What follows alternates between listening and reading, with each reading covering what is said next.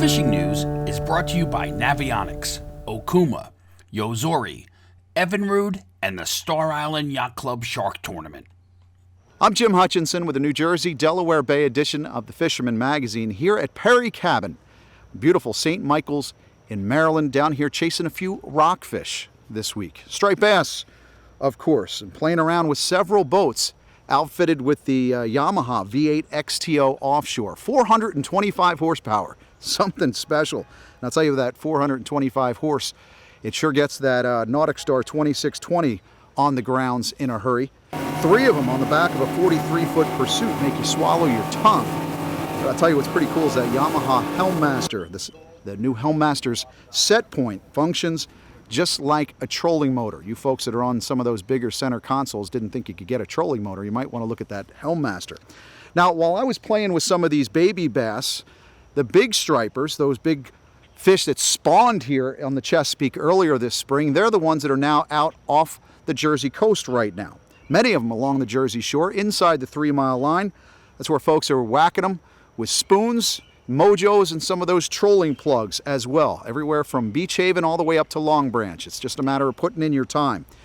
Live line and bunker as well. And if you see those bunker pods being hit hard, make sure you have some top waters with you, or maybe some swim shads. Do some artificial action around those bunker schools. Again, bunker are the prime bait that these big fish are chasing.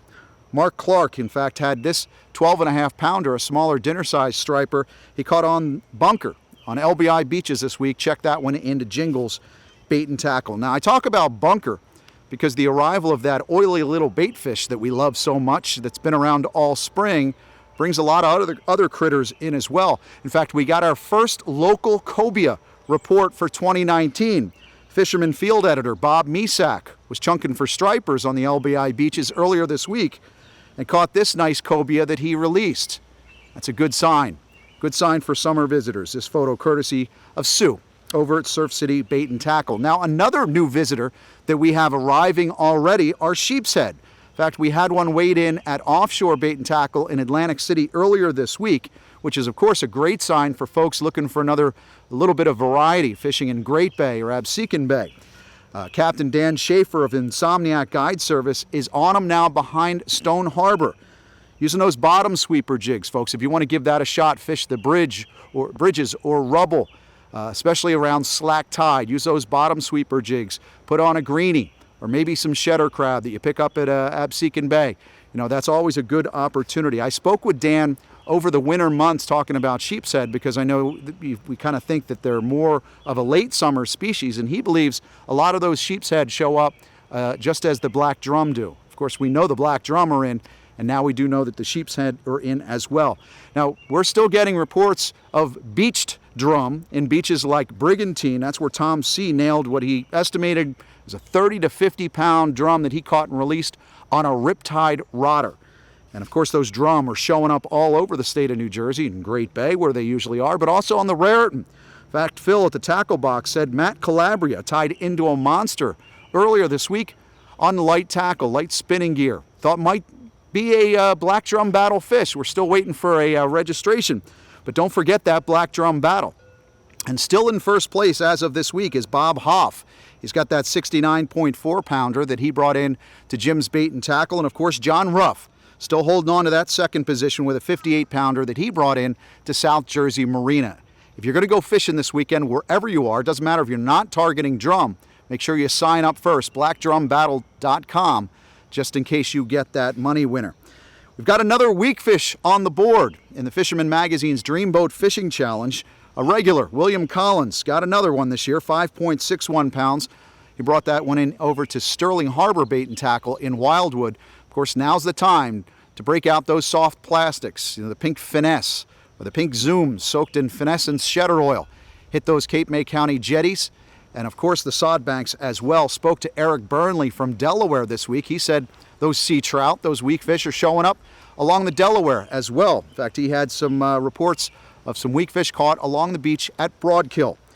Big bluefish still on the prowl. The Dreamboat fish, the Dreamboat size fish, seem to be up along the Raritan. We had that 18-pounder last week. Heard of a blitz of 10-pounders this past Friday in Manasquan Inlet at dusk. And of course, They are up and down the central Jersey and all Jersey beaches and in the bays as well. They make great day savers in Barnegat and Great Bay. 7-year-old Sarah here brought this 31-incher back with her to Skinner's in Tuckerton. So be prepared for those bluefish to be on the prowl as well. For a quick look at what's happening up in the Poconos, let's check in with George, Pocono Outdoors guy. Well, hey, Jim, certainly much better weather this week than we had last week. With those trains of thunderstorms, tornado warnings, certainly had the ponds and streams messed up, muddy, and gave the fish a good case of lockjaw as well. But that didn't mean we couldn't get on some fish. I was manning the camera when Josh Taylor got onto a mess of these giant, chunky smallmouths, but we had to slow things down a little bit. Actually using some alewives that we cast netted just that morning, but it certainly paid off with the slower presentation. Now, talking about slower, here is Shane Fry getting it done for the R2 guys, slowing it down with a bass jig and getting some chunky bucket mouths in the process. Great work, Shane.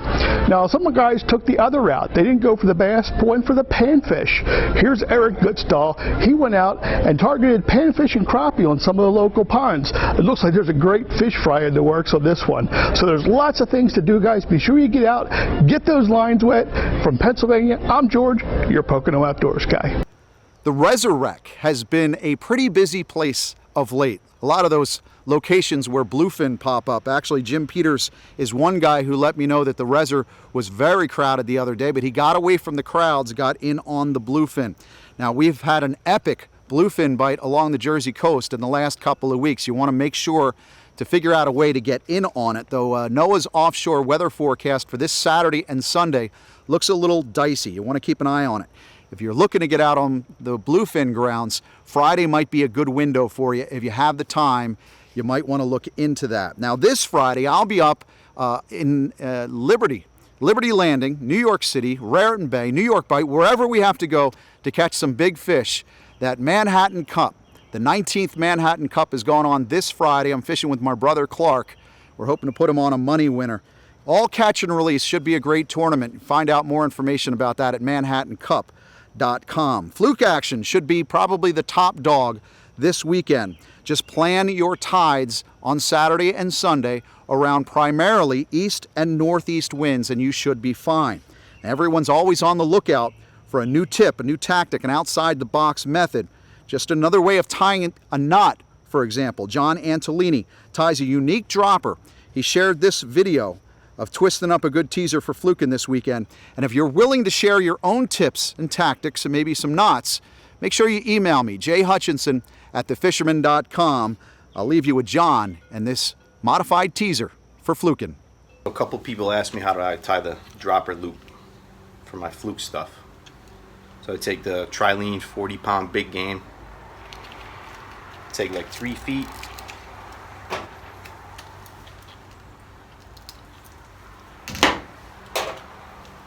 and what I do is I take it,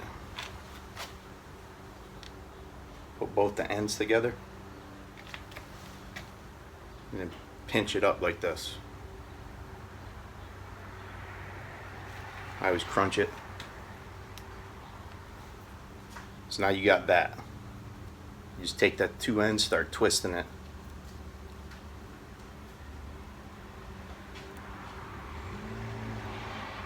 Keep twisting it. And I pull it like this to make it a little more stiff. Do that a few times.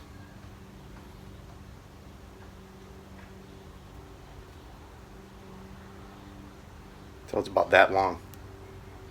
Then you take the 2 ends, just cross them over each other so you form a loop. Then you just take this end, pinching it in the middle, twist it 1, 2, 3,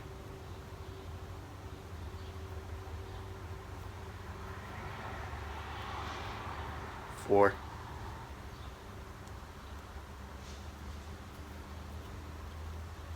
then you got that. So now you take this end, pass it through that loop again. 1,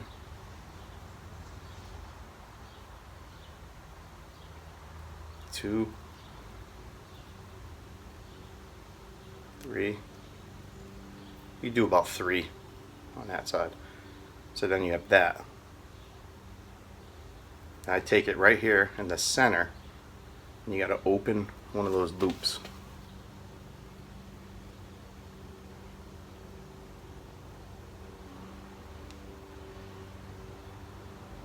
Like that. Take this end, push it through.